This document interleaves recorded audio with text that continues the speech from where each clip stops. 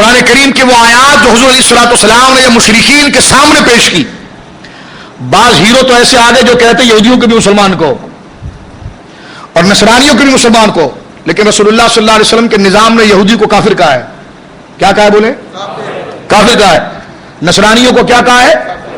نصرانیوں کے بیچ میں بیٹھ کر یہ بات کرنا کہ جو حضرت عیسیٰ کو نہ مانے وہ کافر ہے، تو میں نے کہا یہ کیوں نہیں کہا کہ جو محمد رسول اللہ کو نہ مانے وہ بھی کافر ہے؟ یہ آدھی بات کیوں کہ انگریزوں کو خوش کرنے کے لیے، امریکہ کو خوش کرنے کے لیے. یہ کون سا دین و دھرم ہے؟ یہ ساری باتیں عقائد، اگر آپ کو تمیز نہیں ہوگی تو آپ حق اور باطل کو کیسے سمجھیں گے؟ تو لہذا نظام مصطفیٰ کے لیے ضروری ہے کہ پہلے عقائد کی اصلاح ہو. ٹھیک ہے؟ یہ جو نظام دیا جا رہا ہے نا کہ یہودیوں کے ساتھ مل جاؤ، ہم نے کہا یہ کبھی نہیں ہو سکتا. قرآن نے واضح طور پر یہود و نصارہ کو کافر کہا ہے. آپ کو یہودی تو مسلمان لگے لیکن ممتاز قادری کافر لگا. کیا آپ نے پی جی امیر کے پروگرام کے اندر کہہ دیا کہ سلمان تاثیر جو تھا اس سے چھوٹی موٹی غلطی ہوئی تھی اور ممتاز قادری کو قتل کرنا جائز ہے اور اس کا قتل، اس کو پھانسی دینا درست ہے؟ تو میں نے کہا اس سے تھوڑی اگر 10% بھی نرمی جو آپ یہودیوں کے لیے کر رہے تھے وہ آپ نے ممتاز قادری کے لیے کیوں نہیں کی؟ اور کہتے ہیں کہ سلمان تاثیر سے درمیان میں ایک لفظ جوڑنے کے لیے آگے بات لا رہا ہوں کہ یہ کرنٹ ایشوز ہے نا، اس پر نظر رکھنا بھی تو نظام مصطفیٰ ہے نا. اس پر نظر رکھنا اور الجھنوں کو سلجھانا شرعی قواعد سے، یہ بھی تو نظام مصطفیٰ ہے. یہ کہنا کہ سلمان تاثیر نے کوئی خطا نہیں کی تھی اور اس کا ایسا کوئی قصور نہیں تھا، تو میں نے کہا خطا تو پھر وہ آسیہ ملونہ نے تو کی تھی نا، جس نے حضور کی شان میں بکواسے کی، جو FIR موجود ہے. کہنے لگے جی ہاں کی تھی. میں نے کہا تو جیل میں کون ملنے گیا تھا اس سے؟ کوئی مسلمان گیا تھا یا تاثیر گیا تھا؟ کہا جی تاثیر گیا تھا.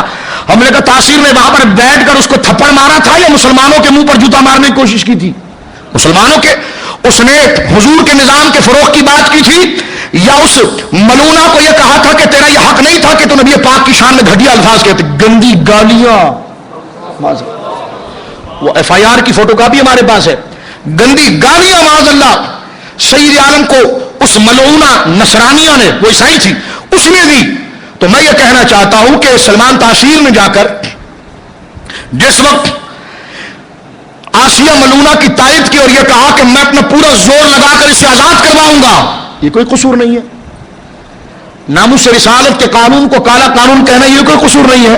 میں نے کہا حضرت آپ ہی تو ٹی وی پر بیٹھ کے کرسی پر اچھل کے کہتے تھے جو لوکی نہ کھائے اسے قتل کر دو، جو حضور کے کپڑے کو میلا کہے اسے قتل کر دو. آپ ہی تو یہ کہتے تھے جو حضور کی جوتے مبارک کو جوتیا کہے اسے قتل کر دو. آپ ہی کہتے تھے جو حضور جو سبزی کو پسند کریں اس کو جو پسند نہ کرے اسے قتل کر دو. ڈالروں میں ساری تقریر بھول گئے.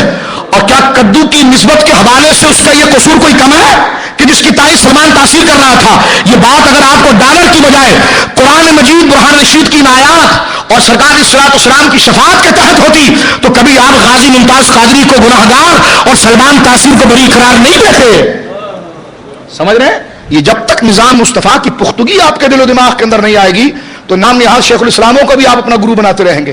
لیکن جب قرآن کی آیات اور قرآن کا یہ نظام جو شریعت مطہرہ نے دیا ہے یہ آپ کے سامنے آئے گا. اور اس وقت ہر مسلمان پر یہ چیلنج ہے کہ یہ اس وقت کھڑے ہو کر نظام مصطفیٰ کے لیے کیا کرتا ہے، اور اس کی بڑی ثبوت اہل سنت و جماعت کے لیے ممتاز قادری ہے.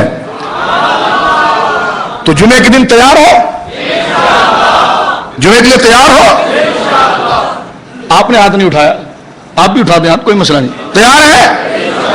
ہاں. علماء اہل سنت کی طرف سے اجماعی یہ قول ہے کہ جناب یہ کوئی توڑ پھوڑ اس پرامن ہڑتال ہے اور احتجاج کا یہ طریقہ ہے جو اس کو حقوق العباد کے خلاف کا ہے، وہ پاگل کا بچہ ہے.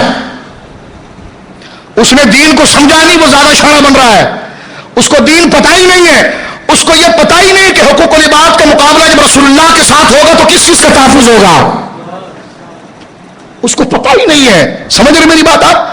تو لہذا اپنے جوش و جذبے کو ناموس رسالت کے لیے محفوظ رکھے اور اس نے جو کام کیا وہ ناموس رسالت اور نظام مصطفی کے قرار کے لیے کیا ہے. اور میں آگے بات اس حوالے سے آپ کی خدمت درج کرنا چاہتا ہوں اور اسی پر میں اپنی گفتگو کو مکمل کروں گا.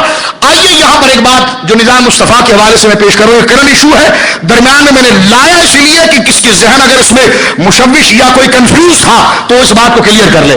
آج دارالعلوم جدیدہ میں الحمدللہ تمام اہل سنت کے علماء کا اجماعی طور پر مفتی منیر الرحمان صاحب سے لے کر عام مسجد کے خطیب تک کا پورا اجماعی یہ موقف رہا اور جمعۃ المبارک کی ہڑتال کی مکمل اہل سنت و جماعت نے قائل دی ہے.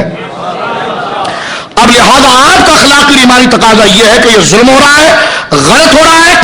جب 20 کروڑ روپے لے کر اس انگریز کو جو دوہری قاتل ہے اس کو چھوڑا جا سکتا ہے تو حکومت مطالبہ کرے پیسوں کا, ہم اپنے بچوں کو بیچ کر پیسے انشاءاللہ ادا کریں گے اور ممتاز قادری کو چھوڑائیں گے.